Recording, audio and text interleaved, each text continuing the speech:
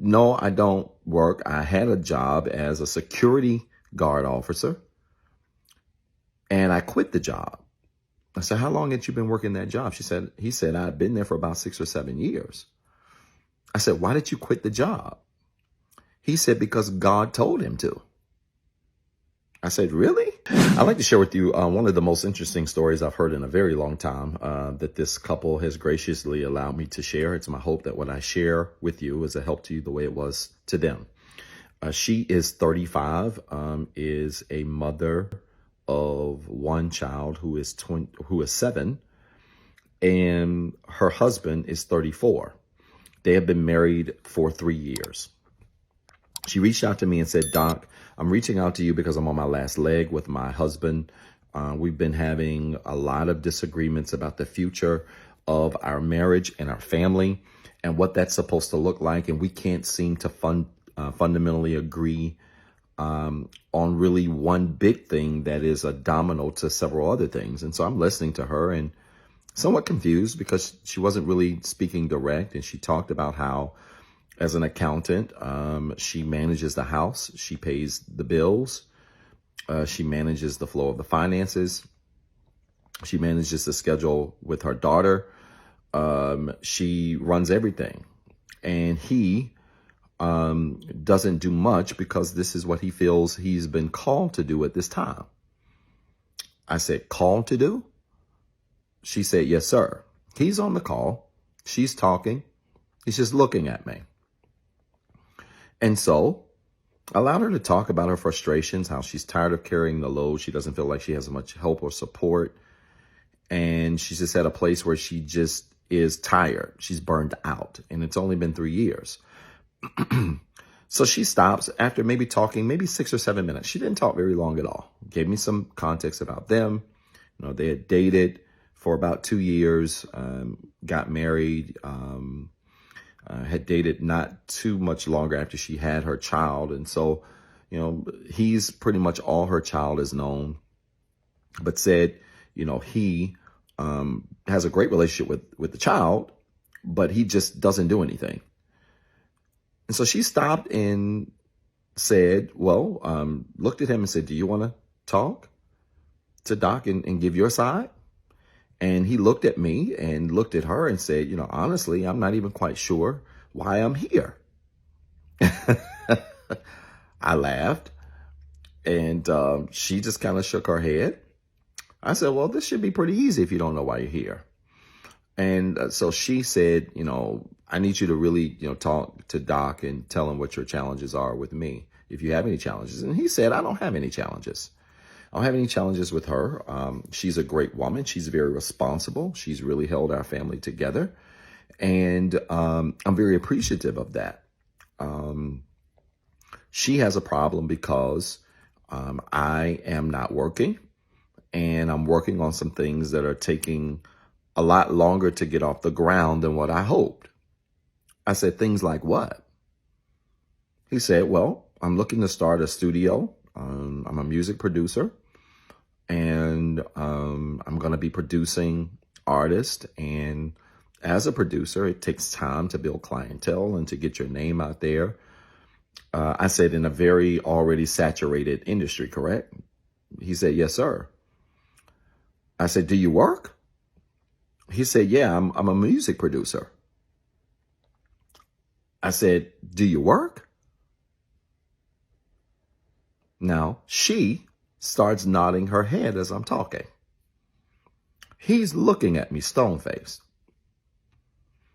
He said, no, I don't work. I had a job as a security guard officer, and I quit the job. I said, how long had you been working that job? He said, I've been there for about 6 or 7 years. I said, why did you quit the job? He said, because God told him to. I said, really? He said, yes, sir. She is just nodding her head yes, as if she knew what was coming. I said, so let me get this straight. You were a security guard for 6 or 7 years. Around that time, you start dating her. I said, were you working when you all got married? He said, yes. I said, when did you quit?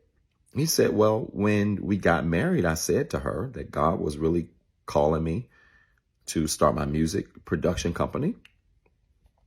I had some experience producing some local artists and doing some things like that. I said, did you make any real income with that? Did you have any real traction? He said, not yet. He said, but I'm a very spiritual person, and I felt like God was tugging me to start my business. And he told me, quit my job and go after what my passion is. I said, this was after you married your wife with a stepdaughter, correct? He said, yes. She's still nodding her head, yes, looking at me. I said, sir, people come to me in this space because they typically want to hear the truth. And sometimes that truth offends people. I'm not in the business of offending people, but we are living in a time where people have no self-awareness. I said, do you know what self-awareness is? He said, no, sir. I said, it is when you're honest about who you are, where you are, and what you're doing. I said, and a lot of people don't live in that honest space. And so oftentimes the things that I say come across as offensive, but they're not intended to be. It's just typically people's first bout with honesty. I said, so I want to ask you a question. I don't have an analogy for you, but I want to ask you a question. I said, do you have a pastor? He said, no, we're kind of like in between, churches right now. I haven't been to church in a while. I said, what's a while? He said, probably about 2 years or so. He said, a couple of months after we started or got married, I stopped going. And I had just, haven't really been to a serious church right now. I've been focusing on my work and trying to get my business off the ground. I said, when did you quit your job? He said, yeah, it was just a couple of months after we got married. I said, okay. I said, sir, I'm asking you this because I deal with clients from all types of religions and backgrounds and cultures from around the world.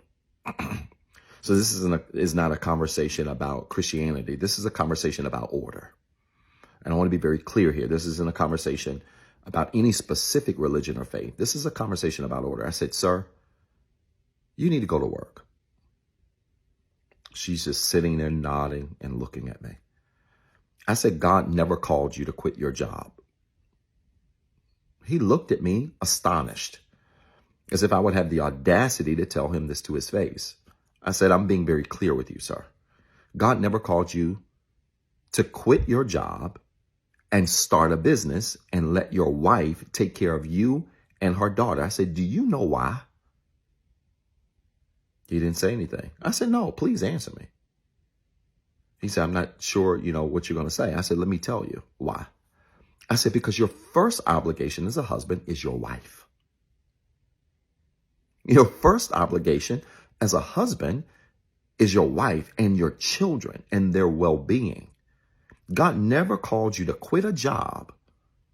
And she is, by the way, to her own admission, while she's great at managing money, she feels this overwhelming load because she's having to pay all of your bills. She pays for your car note. She pays the rent. She pays her car note. She pays for her daughter.